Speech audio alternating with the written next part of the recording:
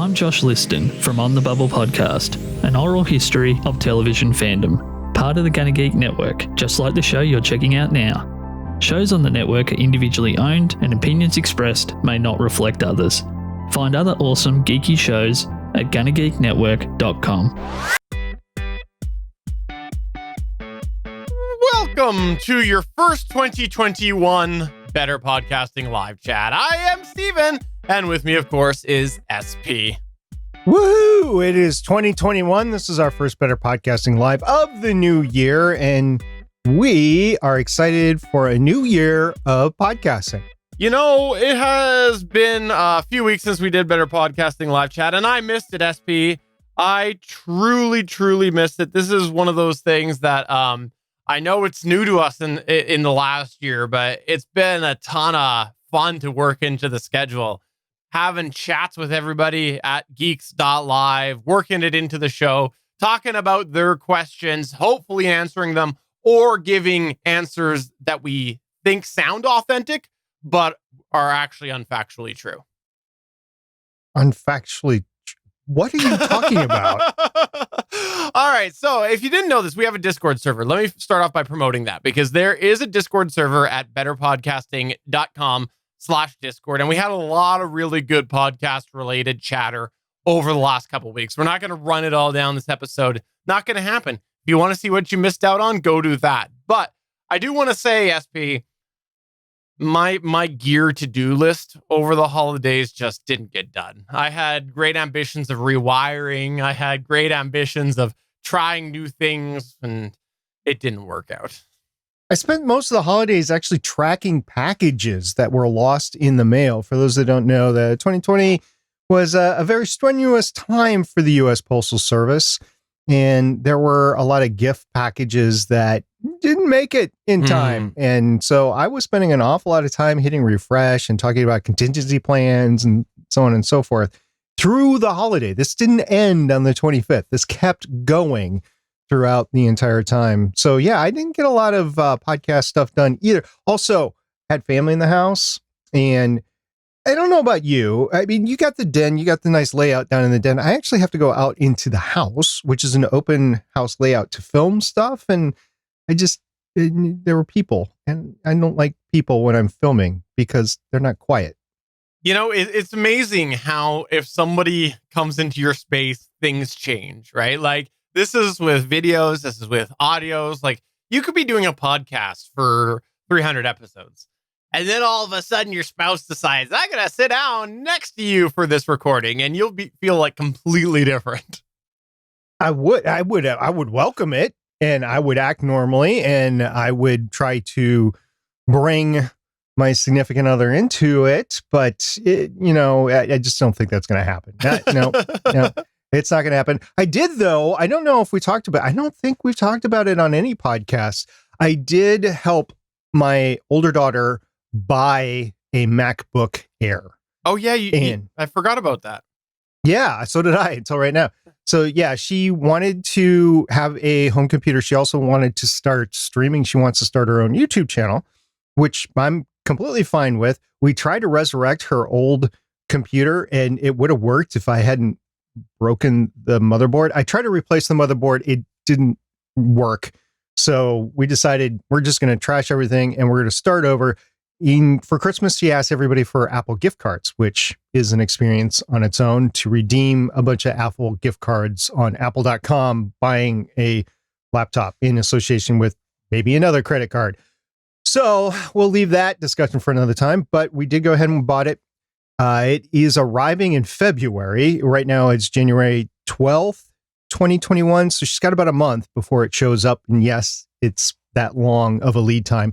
It was a special item, so we didn't just go to Best Buy or take what was at the Apple Store. It was a MacBook Air with the M1 chip in it. We chose to increase the RAM to 16 gigabytes, even though a lot of people say 8 gigabytes is probably enough with the M1 chip. I was like, well, if you're going to be editing 4K video, you're going to want to up that. And then we upped the hard drive. I believe we went with 1 terabyte. I'm trying to remember if we went with what. It was either 500 gigabytes or 1 terabyte. So we upped that, and in a specific color, space gray, So you add that all up, and it was a special order. So it is being made and then shipped. We have not heard yet back, but she's going to get it. She's going to play around with it. Our co-host on the GonnaGeek show has one of those MacBook Air M1 chips, and he's loving it. Yeah. And I assume she's going to love it too. But this is a different operating system that she's used to, because I just think it's going to have some learning curve to it. But like I said, one of the main things she wants to use it for is video editing for a new YouTube channel. So we'll see how that goes.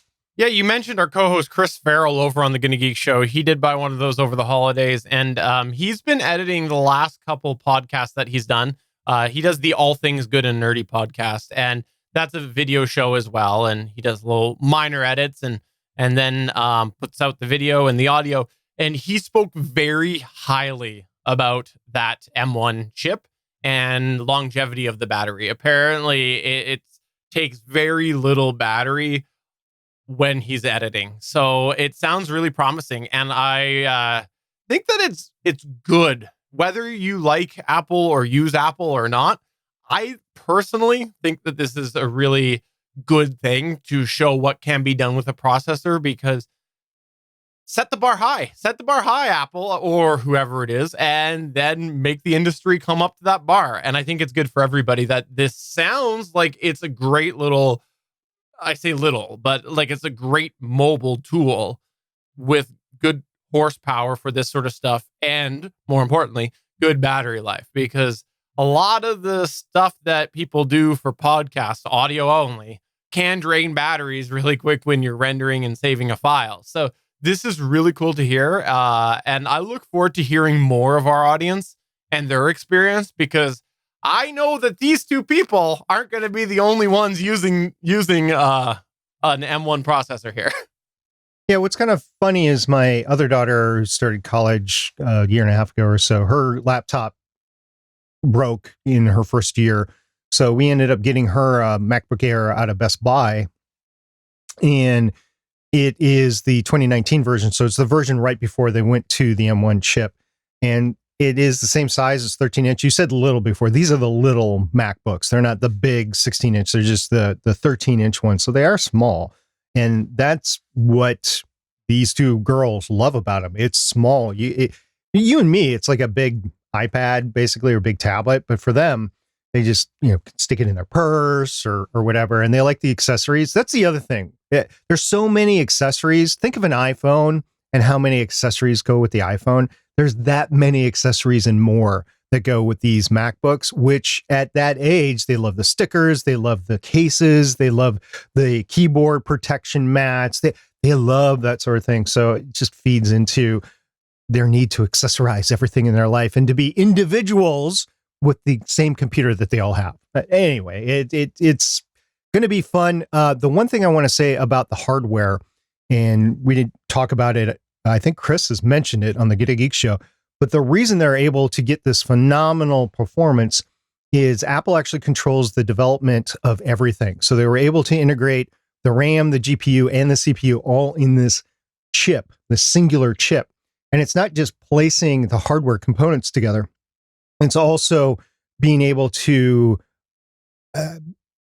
set how they work together, how they interface together, how they pass information back and forth, how they are able to process everything, and they're able to optimize all that rather than having just different components that you're sending information back and forth across your motherboard to. And that is why it's so fast. Everything, all the processing is done in that one chip that's broken out into different things, but it's just one chip and they're able to get it done. I imagine other people will try. I'm not sure if they will succeed or not, because other people don't control everything. They don't control the GPU and the CPU and the RAM all together. Yeah, it'll be interesting to see. I learned a long time ago not to count out the tech industry from anything. There is a lot of cycle of playing catch up and who's going to have the better thing. So I'm still interested to see where we go in a year or two. But right now, the M1 is the better thing. Yep. Getting off the tech side of things, let's talk a little bit about Google Podcasts. We had something come up in our Discord here from Randy Walker, and I thought it was an interesting thing to talk about because you and I have had this experience on multiple occasions. Randy Walker in our Discord said, found a duplicate feed in Google Podcasts. pointed to our website and our Libsyn files. Stopped updating though, and some listeners reached out. Don't know where it came from or how they found it. This is a big problem, and I like Google with a lot of things, but I am going to say right here and right now, I think that their Google Podcasts approach is a disaster. And I say that very, very seriously. I do think that it's a disaster because we have had this happen on multiple occasions with the feeds being found that aren't supposed to be public. And all of a sudden, something changes. I'm pretty sure that what was the main Better Podcasting feed in Google Podcasts has broken. I just came across this not too long ago, and I haven't done investigation, but it's a very similar situation where it's not using our Libsyn, it's using our one on Google or on the GonnaGeek page or on betterpodcasting.com, one of the two. Now, here's the problem with that. The problem with that is that I have gone in when this first came out and there started to be duplicate feeds. I went and I did the proper webmaster things that Google's supposed to respect, which is put the proper code in that says, do not index this. This is not for robots. Don't look at this. As well, I put some redirects in, and I also changed the code on the homepage to properly match that of Libsyn. Because if you remember when Google started to make it clear and broadcast that they were indexing RSS feeds, because contrary to what people had you believe they were for a very long time, they said this is the code you should put on the website. And essentially it was a thing that you put into the header that says this is where my RSS feed is. I've done that on all of these places. I've said this file here, that's for anybody wondering, it's robots.txt. I've put in the file that said do not look at these directories. And I've done as much as I can. And I think I've even put an htaccess redirect in as well on both of them, I think.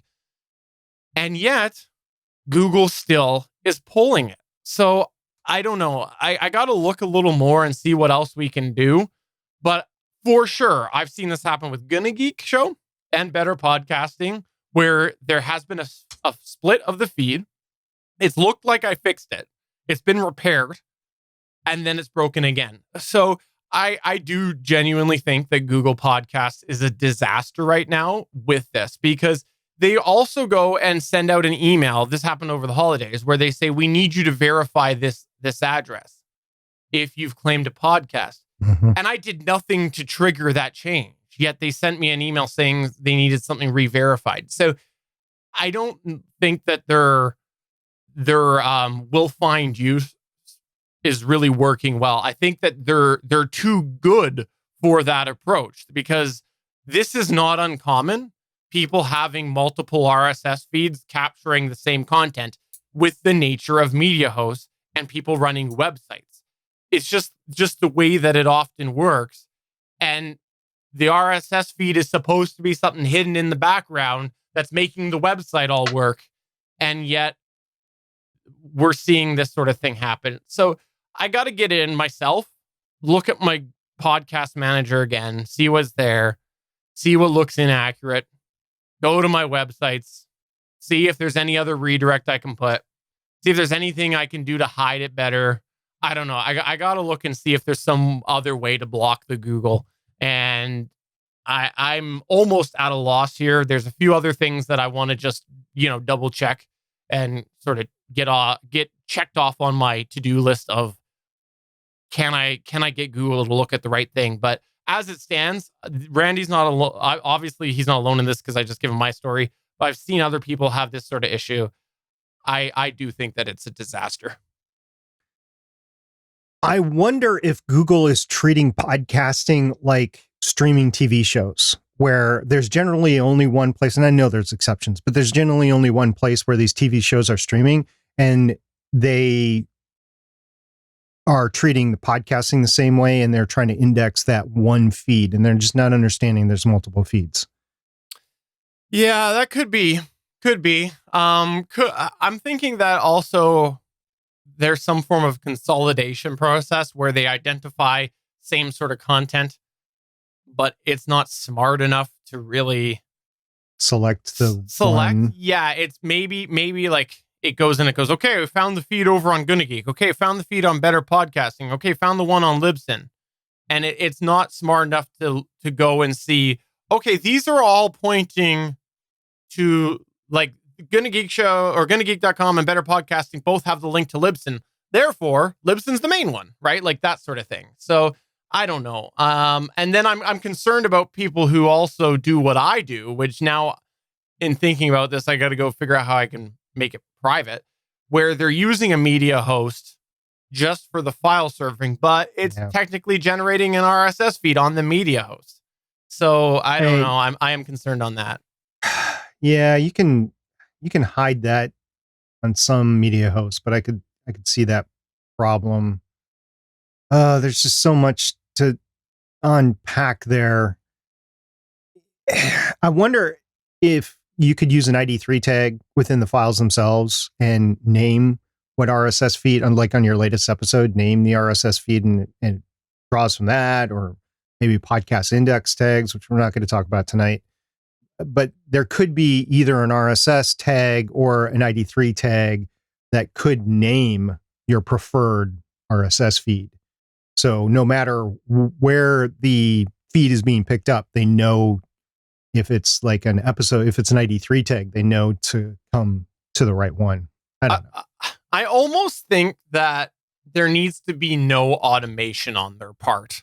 It needs to, like, they need to automatically find it, and then there's an approval process. Like it sends an email, an automatic email to the email address on the feed or whatever, and say, hey, we're uploading this. Confirm or claim this podcast. And it's not in the directory until it's claimed, right? Or something like that. Yeah. I don't know. The email is supposed to be in the RSS feed to contact. So yeah, that should be done. Yeah. So I don't know. I gave it its chance. At this point, I don't like it. So to be honest, I've known that it's been broken for a couple of weeks and I've had other things to do. And it's not good because anybody that was listening to Google Podcasts is probably seeing weird things. But on the other hand, I've had it before where it's broken and I've looked and everything seemed like it was right. And then it fixed itself. So when I first saw it, part of me went, I'll wait a day and see what happens. And then a day turned into 2 weeks. Yeah, as it does when you're podcasting on a weekly basis like we do. Not everybody does, but we do. Hey, we got a question over on our Twitch channel, not in our main chat, which you can find at Geeks.Live. That's www.geeks.live. Macro RL asks, what are your thoughts on Rosetta 2 and Apple's overall success on their underlying transition layer with the M1 Max? To that, I will say that question, if I spent a little bit of time with it, I could probably understand the question and give you my response, but it's a little bit over my head right now. And I am just going with the surface deep level thoughts on everything. I hate to say it, but that's where it is. So if you have something specific that you want me to go research and give you my response, I definitely will, especially since I got the M1 coming for my daughter. Damien the DM also says, hi, BP crew. I also almost said BM. Hi, DP crew. Xandrax BP crew. Yeah. Hi, BP crew. Hi, Better Podcasting crew. Xandrax is talking in our main chat all about Stargate SG-1, which I've actually watched a few episodes thanks to my co-host over on Legends of S.H.I.E.L.D. And Jason Bryant is just chilling with us tonight. If you want to join us every other Tuesday, actually every Tuesday, but every other Tuesday we do the live chat. We answer podcasting questions. And the other week we actually record our main Better Podcasting episode. But you can join us at www.geeks.live. Come into the chat and ask us a podcasting question, and Steven will answer it. Okay, all me. We also had an interesting thing come up on Discord, and I want to actually expand on this. I want to take this opportunity to talk a little bit more about it because it stems from our Better Podcasting second to last episode of 2020. We had Newsreel say, is SJ turning into Al from Home Improvement with his chop saw and shed building? Now, why is this being discussed on Better Podcasting? Well, if you missed that episode, we, at the end of each year, we, on the main show of Better Podcasting, do a gear arc where I talk about the gear that I've acquired over the past year for Better Podcasting and the other purchases that I've made for podcasting, and SP does one as well. And during my episode, I had mentioned I tied in my shed to it, and there were storage reasons. There was mental fatigue reasons. There was a whole bunch of reasons why that tied in. But the other thing that I brought up was the fact that I bought a chop. Well, I was gifted a chop saw for the shed project. And I talked about some of the things that I want to do. Because if you've never watched our video side of things, I have a backdrop behind me that I made that is framed from wood. And then there's acrylic diffuser and things like that. But I've also built two rack mount units for my podcasting equipment that is rack mount. So I just bought the rack ears, and then I built the stuff out of wood, and I never got around to staining it or anything, so I just used it as it was. But I was saying that I want to try to make some changes this year, and I was thinking about that quite a bit over the Christmas break about what sort of things I want to do. And I think I want to further enhance the put away factor of my stuff. And what I mean by that is, if I'm going to build a rack, I want to build it so that if I use the right cables that I can trust, I can slide my mixer away when I'm not using it. I can kind of like put it underneath some of the equipment a little bit.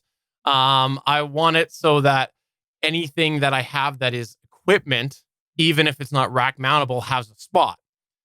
For example, I have multiple DI boxes that are in play in the system. And I have some ground loop isolators, which I'll probably spend the money and be able to make them smaller. I'm using some that are large that are using RCA jacks. But I kind of want to just work towards when I do that. And it won't be too expensive. Wood's gone up a little bit in price, so it might be a little more than I planned. But I want to make it so that that's cleaned up a little bit. As well, I think I want to make it so that the stuff that I'm not using can just be like, I don't know if it'll have a wood door or something like that I can cover, because I do have two pieces of equipment that I'm not going to remove from the system. They're two pieces of Behringer equipment, but I might as well just cover them up, not have to see them all the time. And then, backdrop wise, same idea. I think when I do something, I want to consider the put away factor. Yeah, I could see, especially since you're in a multi-use office and you've been working at home for a while, I could see wanting to completely transition the space between podcasting and other. Matter of fact, we did an episode this past year on your podcasting space, and if you're planning to use it for multiple purposes, some of the things that you should look for. I don't think we specifically talked about put away, like permanently creating a put away space, but we did talk about putting away stuff, like if you're hauling your stuff out and putting it away. I think you just want to I want to say the old style secretariats, like with the roll top on the desk. Like do you know what I'm talking about? The roll top desks? No. So they're desks that, farmers or whoever in their home that they had, but it had a roll top cover. So it was wood, and then you could just pull the top down, and all of a sudden all your office mess, this is before computers, your office mess goes away. That's kind of the look that you're going for, is just stuff that you can put into its own hutches or its own corners and just put it away and not have to look at the sea of cables around you, and exactly the fact that your microphone's out, because it's time to work. It's not time to podcast. Yeah. And then when it's time to podcast, you're like, I don't want to think about work. I want to podcast. I want to have fun. So yeah, I get it. And also I want to highlight that, no, I am not like Al from Home Improvement. I would be like Tim, where I think I know what I'm doing, but I don't. So that's what I am. More power. Let's talk a little bit about production, because we had Original Waffles in our Discord say, is 3 episodes in 3 days normal production? Randy said, depends on your podcast. Original Waffles said, not for me. At least not usually, but I did anyways. Okay, so it sounds like he had something come up like we did at the end of December, where we decided we were going to pack in a few episodes together. This is good. It can be a real like you can really feel accomplished by doing this. A good sense of self-accomplishment. But also, if you don't give yourself the adequate catch-up, it can be a recipe for disaster if you kind of are just, what do they say? not running on water, running in place. I don't know. Think of an analogy that fits this. Right. I will tell you sincerely what my problem is at the end of the year. I mean, it's great that we stack episodes on Better Podcasting and GonnaGeek to get our audience through. And generally, the extra episode that we do on GonnaGeek is like a fun end of the year episode, but it means a lot of pre-planning and a lot of post-production work that Steven has to do. And on Better Podcasting, we're doing our gear episodes, which, believe it or not, is a lot of prep for each of us. So it ends up being almost more trouble than it's worth, in my opinion, because you're really packed with holiday scheduled stuff, which is on top of your normal scheduled life. And then you're throwing in extra podcasting on top of it. That last week, I know, Steven, what did you do? 6 episodes in 7 days or something like that? I did less than you. I did one more than you. I know, well, actually 2 more than you given the same time period, but I did 1 more than you in that last week. That was crazy. That was because we did 2 on GonnaGeek on Monday. We did singular Better Podcasting on live Tuesday. Chat. We did, with live chat, the last time we did this show. And we did 2 Better Podcasting main shows, our gear episodes on Wednesday. And then on Thursday, I did a Legends of S.H.I.E.L.D. Right. So I had 6, I believe, and you had 5. If you count the previous Thursday, I had 7. And it just gets to be too much. And from that perspective, I see where Original Waffles is coming from. If you're not used to stacking that production into your normal life, it can be too much. I think I made the reference once or twice that there was one time in my podcasting career about when this show started in 2015 that I was doing 6 or 7 shows a week. That was insane. I don't recommend it for any podcaster, let alone a hobby podcaster. But if you're only doing 1 show a week and then you cram in 3, like maybe you have a special event and maybe you want to stack an additional podcast on top of that. So because of the holidays and you get 3 in that 1 week, that can be a bit much. It can be a lot. So kudos on you. I would say make sure that you have enough prep time and post time afterwards to fit your schedule, and make sure that you're taking the time that you need outside of the podcasting, either with work or your family or both, that you need to get done. And there's extra stuff that happens that time of year with everything. So it's a busy time of the year. I was close. I said running water. Damien said, I believe the term is treading water. Thank you. Yeah. Audience is always there to make me better.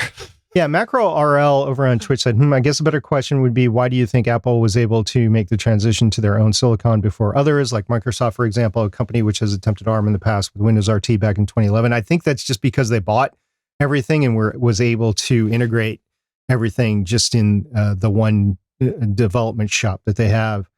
The follow-on was, would you contributed to Apple's experience with their own silicon and iOS, iPad OS devices? That's probably what got them ready for it. But the fact that they bought all the pieces and they were able to integrate it is probably what happened. And I think it's going to be big for podcasting eventually, especially video podcasting like we do.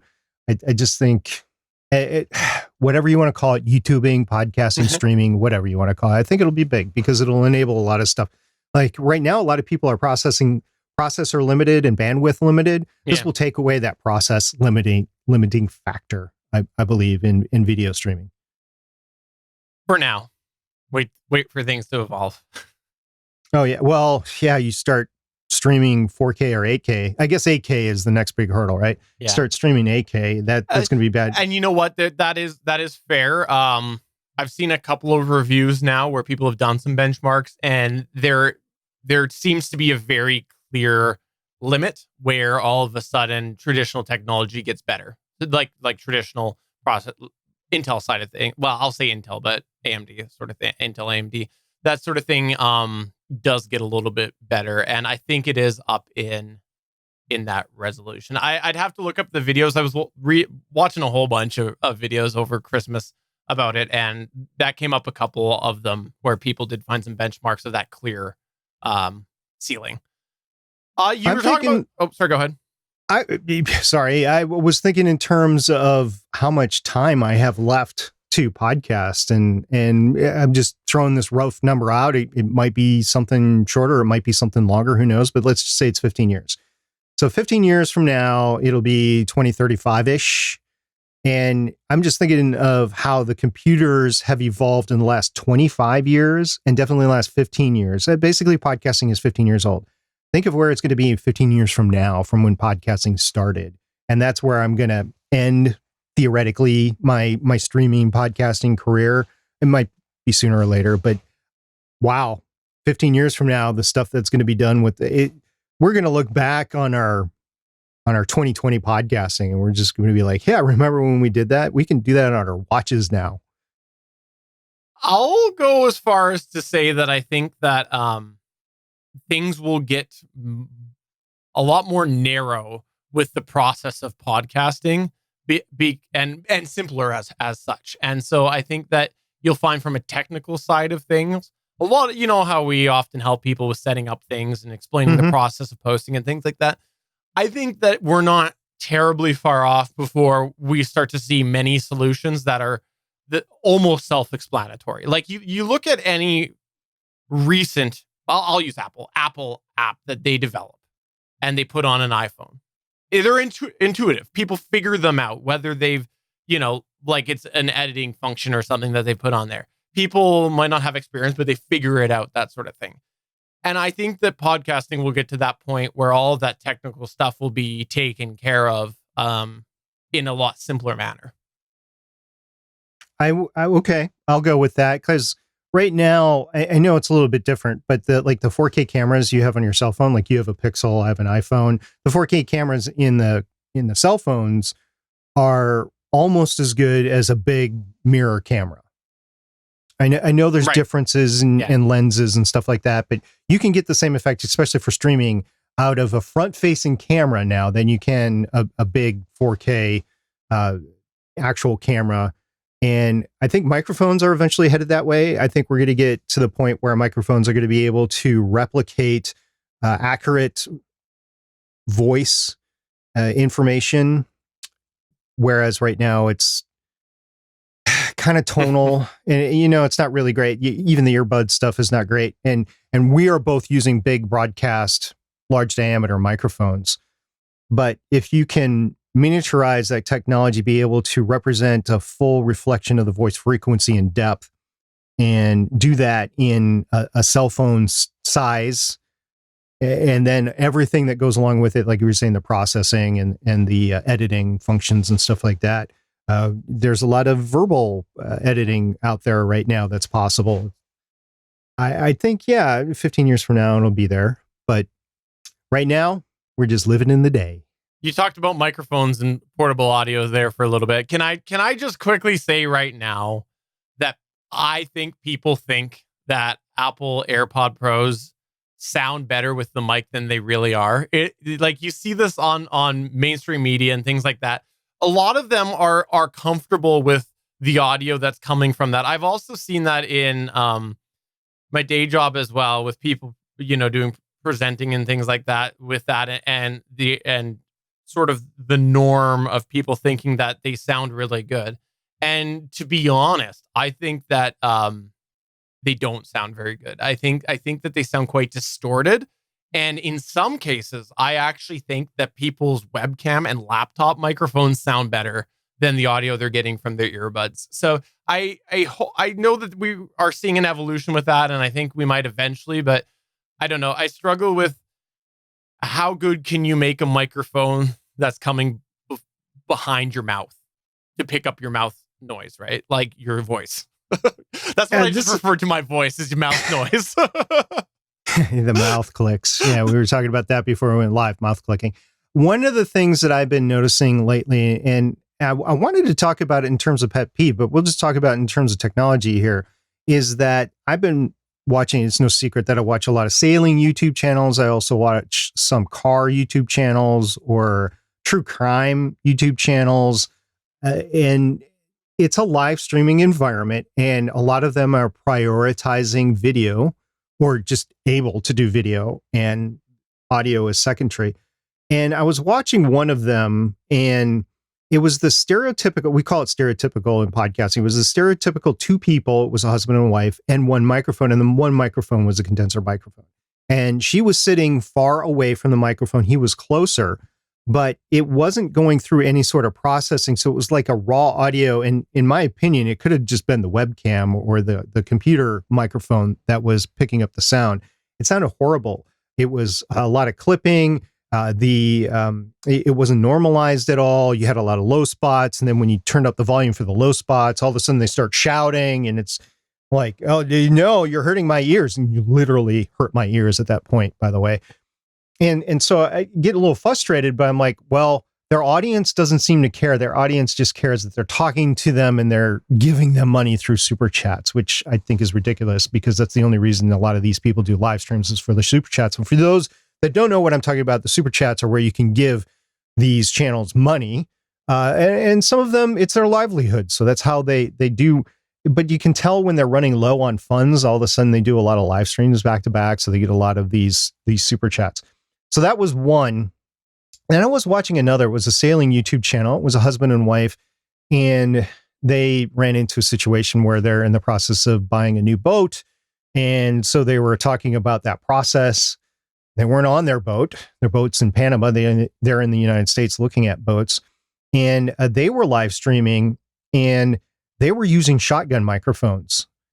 And they had two shotgun microphones. They had one pointed at one person, and it was behind the scenes. I contacted them later. It's like, how did you do your good audio? Because it sounds so good, but yet I just want to make sure it's not coming through your webcam or something. And I'm a patron of this one, so they talk back to me from time to time when I ask these questions. So it was two video mics that were, shotgun microphones, and they were doing it that way.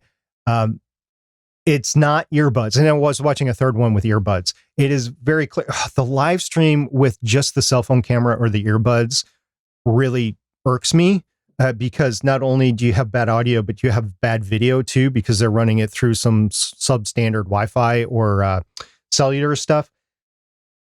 It just goes to show you, and I'm not the only one commenting. Yes, I'm better podcasting. Yes, I do this for a hobby, get better audio, get better video.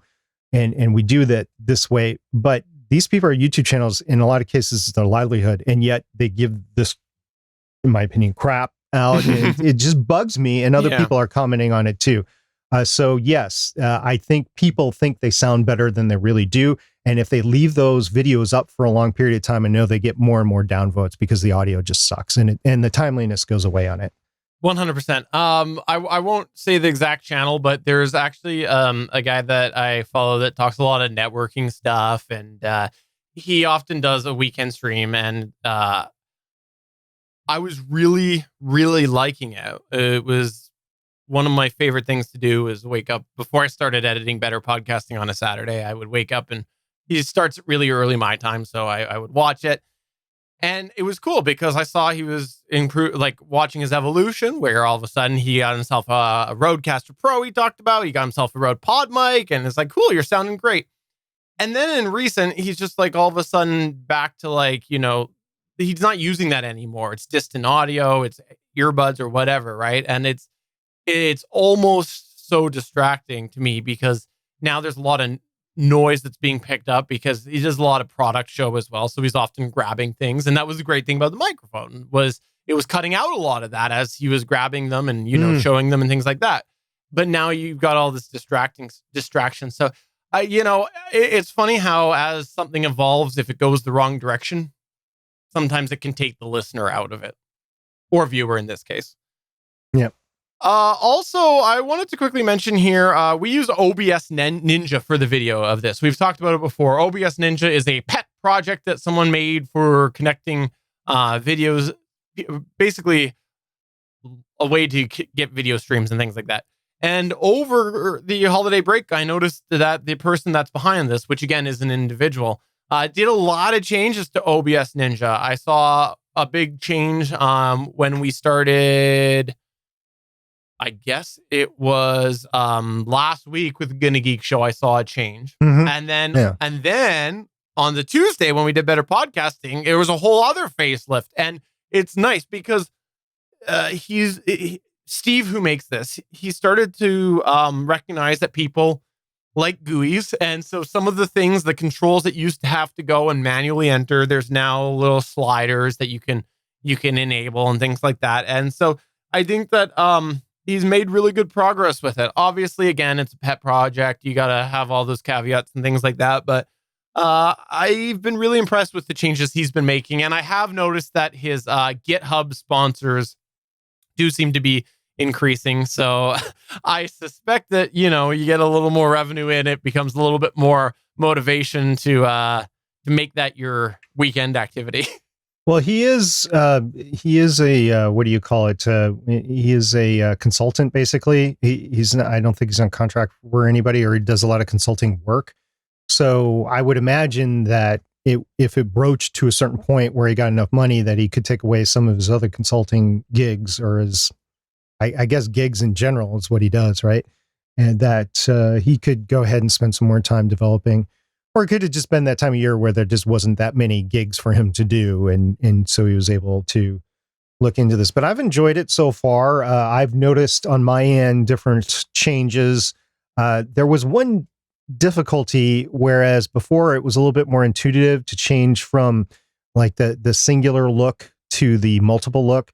It's like right now I could have two looks. I could look at myself of what I'm projecting, and then I could look at what you're sending back to me, which is what we're sending to our audience, which is the two of us right now, the split screen, but it's whatever you're projecting. So I can see both of that. And then GonnaGeek, I can see that look, your streaming look, my look, and then Chris. I can see Chris on a third panel.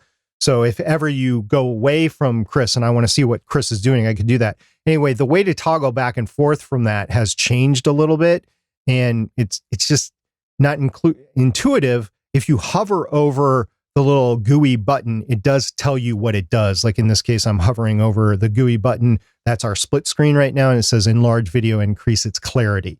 So I hit that. If I wanted to go back, I would go to that same GUI in the top right-hand corner. I don't even know what it says. It's too small on the screen I have, but it says show all active videos together. So I can toggle that way. Now I can't toggle like one of them off and like two of it, like on GonnaGeek, I can't have two of them on and one of them off. It's either one or three. But anyway, that's a small little pet peeve, and the functionality is still the same. There's also a information button that didn't used to be there before, a show help info, and then a language options button in the bottom right-hand corner that didn't used to be there. So there's some increases on my end that don't really affect me, but there's some that do.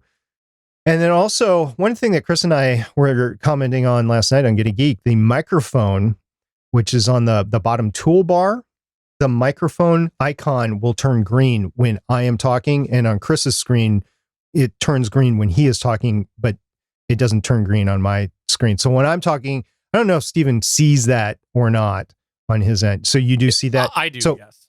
So when I'm talking, your microphone is not green, and when you're talking, my microphone's not green that I'm showing. So I don't know what kind of functionality that really gives, other than it proves that it's actually picking up sound from my side. Yeah, I think it's just little visual enhancements, because there's been a lot of good functionality, but I said that early on when we did our review that there was a lot of GUI, like the GUI, the actual visual interaction of the tool really was lacking. So I think this has been a good focus for him. And from a nerdy techie perspective, I got to say, there's all sorts of options that are very clearly available now. Mm-hmm. You wanted to mention something about planning for 2021, didn't you? I did. So this is early in 2021. It's a good time, if you haven't done so already, to try to plan out your year, and your ear, of course, too, but your year of the big things that are coming up, so that you can schedule your podcasting around it, or if there are big items with podcasting that you can ramp up to them. I have several vacations that are coming up. My sister is having a big birthday, 40th birthday in June, and provided the whole pandemic doesn't keep us from going, I've got that going on. Of course, there's the 4th of July, which I would love to have a normal 4th of July, or you call it the 1st of July, Canada Day, I believe you call it up in Canada. We call it Canada Day, yeah. Yeah. But it's the 1st of July every year, right? So you have that in September. I took 2 weeks off in September this past year, And I was liking that. I was liking that a lot. It was a great time to take off. I was able to actually do a lot of the stuff that I wanted to do without all the summer heat and the bugs and stuff like that. So I might do that again this year. I have, I guess, a big announcement to make. I don't think I've made this publicly anywhere, so you've heard it here first on Better Podcasting Live. My daughter is getting married in October, which means, and we do have a date now. I'll give her a bell. Yeah, there you go.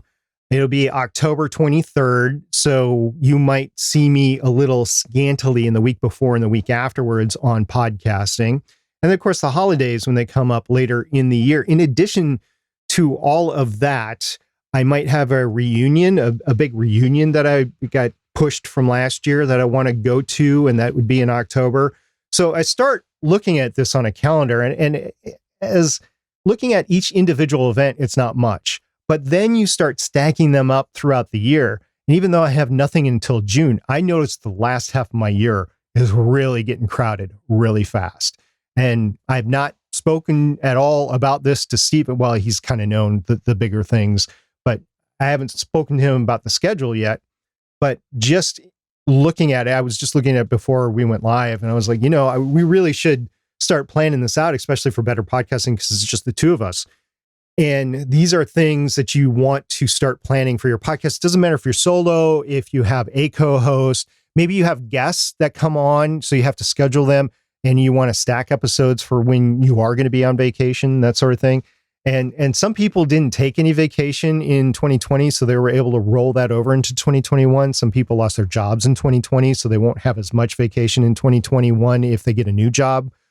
So there's all sorts of considerations to make for 2021, but now would be the time. If you haven't planned your year out already, I would say by we have a long weekend in January every year.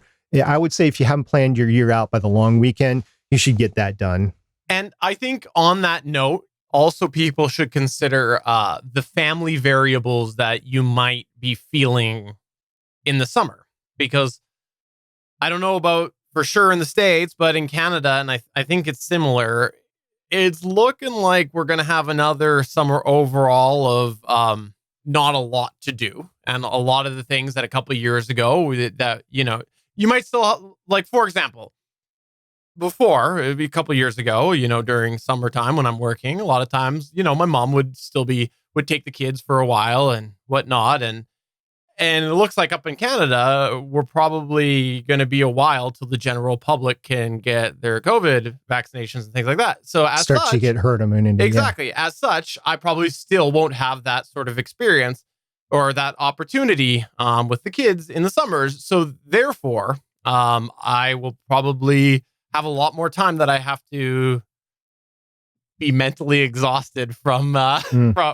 Maybe have to build another shed. In other words, yeah. So I think that people should also consider a little bit of that variable as well as you're going through, because we've mentioned it a few times on this show and the Better Podcasting main show. Is that we found last year halfway through things really, really felt heavy for as doing this as a hobby. Yeah, it was really hard in some senses to keep the hobby going. So I think just kind of consider that as well as a possibility. I think it's better to plan that you're going to have mental fatigue halfway through the year, and turns out you're great, keep going, than not plan for that mental fatigue and end up burning yourself out. So, yeah, and if you're used to going to maybe going to conventions used to really, or San Diego Comic-Con, podcasting convention, I don't know, whatever group event you're talking, the Airstream gathering, what's the ham radio convention, anything like that you're used to going and connecting with like-minded people, relaxing, that sort of thing.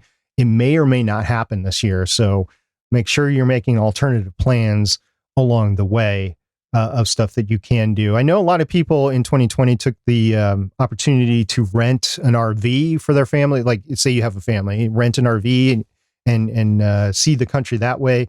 If you're young and single, maybe you want to go backpacking or something like that, tenting somewhere to self-isolate, because you're right. The vaccine rollout here in the United States is not working as well as it should be.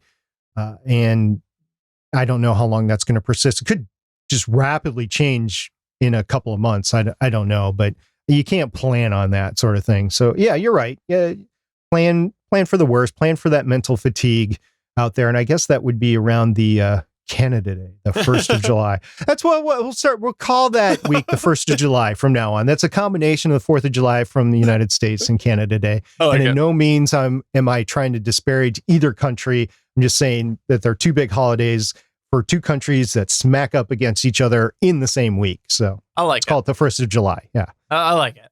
Also, by the way, you mentioned as you were talking about that, how you are going to be scantily around podcasting during all that time, and we might see you scantily. I want to say that every night I see you scantily clad in my mind. Hey, let's not go there. Don't know what you're talking about. Yeah. What do you mean? You just said it. Also, there was actually, speaking of streaming services, there was a change. Hopin.com announced that they here, what did they say? Welcome Streamyard. As we begin the year, I'm more than thrilled to announce that Hopin has acquired video streaming platform Streamyard. Know a lot of people use Streamyard, and so I thought that it'd be worth mentioning here today because we did have some people on our Discord talking about it. Don't know what sort of changes that could be. Streamyard did pick up very quick, but what I found really interesting in here was this part here. Both Hopin and Streamyard grew exponentially in 2020. Streamyard's story is fascinating. Two engineers grew a software company to $12 million, all on their own. In 2020, they built out their team to 19, and that number expanded to 30 million. That's a lot of money for Streamyard. It is, and 2020 not only saw a lot of work from home issues, but they saw a plethora of people starting shows, whether they're podcasts or YouTube streams, Twitch streams. We'll just call them shows for the lack of a better term. And I think professional shows, I think as people were starting to do these shows from home and stuff, there's a couple times that I went, I think that's Streamyard. I think that's Streamyard. Yeah. I've seen that professionally too. But by far and large, I will say that Streamyard, whether you're using the free platform, which I do, or whether you're paying for it, it is the easiest way to get a stream out to one location, wherever that one location is, whether it's Twitch or YouTube or whatever. Maybe you're just recording it, right? So Streamyard does that. But it's by far the easiest way to do it. I do it because it's cheap on Legends of S.H.I.E.L.D. I actually meant to talk to you about this. I was thinking about paying for something, but with everything I have to pay for this year, I might just let it slide for a few more months if I can and make the transition to a paid platform a little bit later. But I think the free version works just fine for a show like Legends of S.H.I.E.L.D. There's no need for me to go and pay for anything on Legends of S.H.I.E.L.D. It's for fun.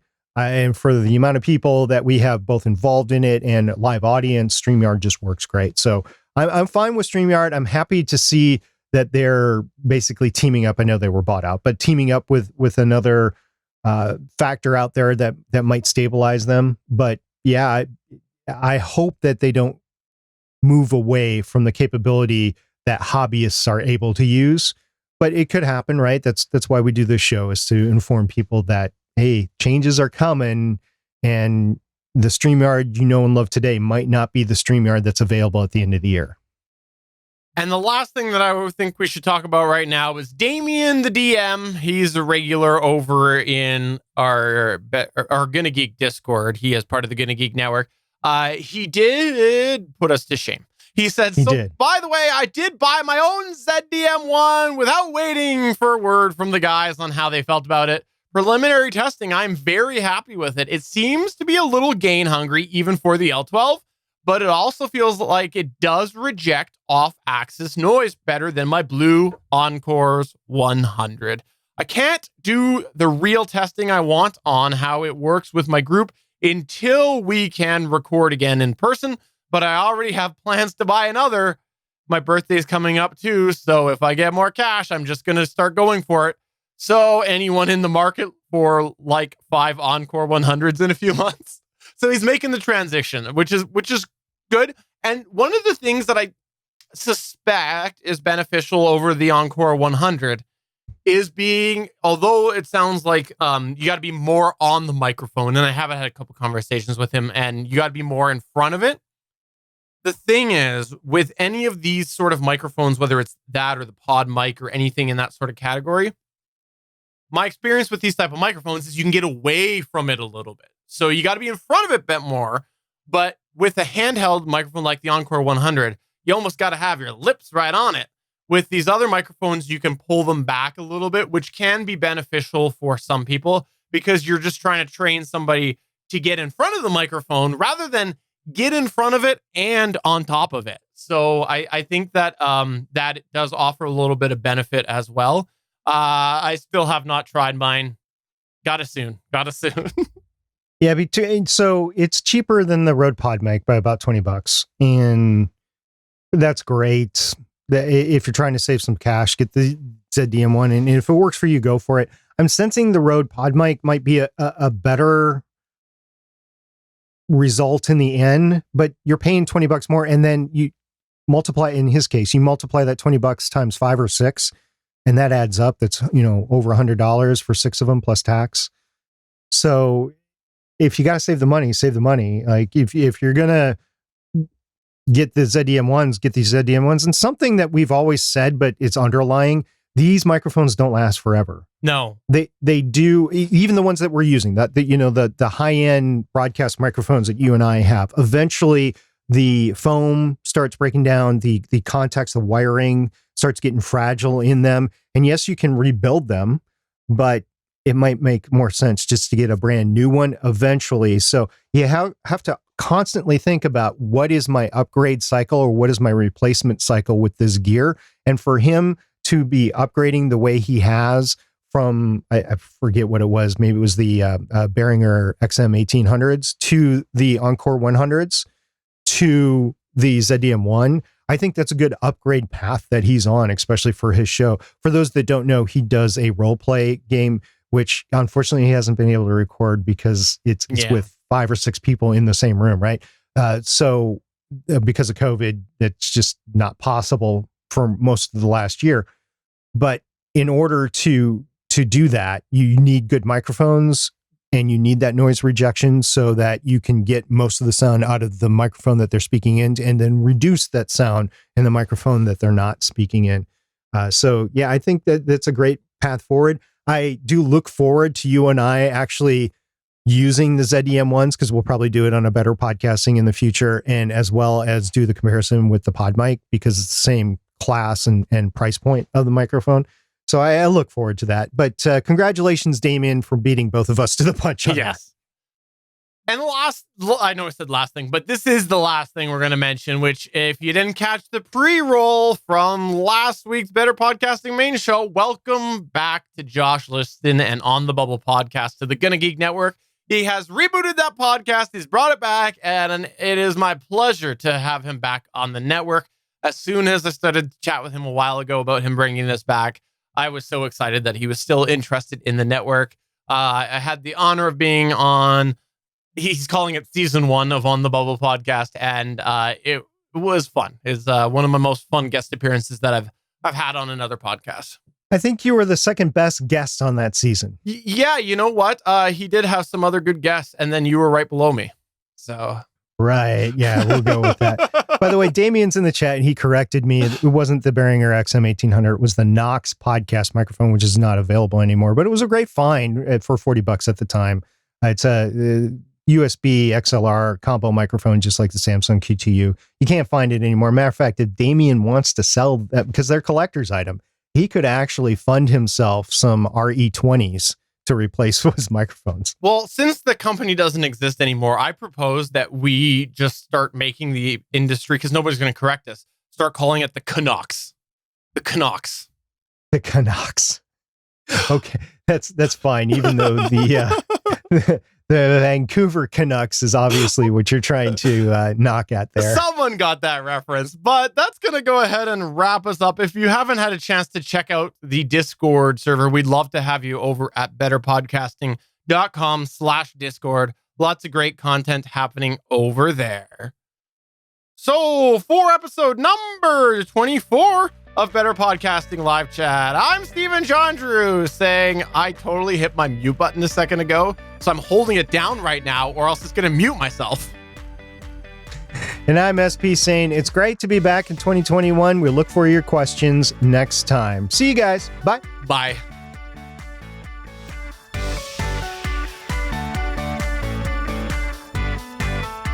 Thanks for checking out another episode of Better Podcasting. You can find the full back catalog of Better Podcasting at betterpodcasting.com. If you're into geeky podcasts, please check out the other podcasts on the GonnaGeek Network at GonnaGeekNetwork.com. This show was produced and edited by Stephen Jondrew of GonnaGeek Productions. Voice work was done by L.W. Salinas.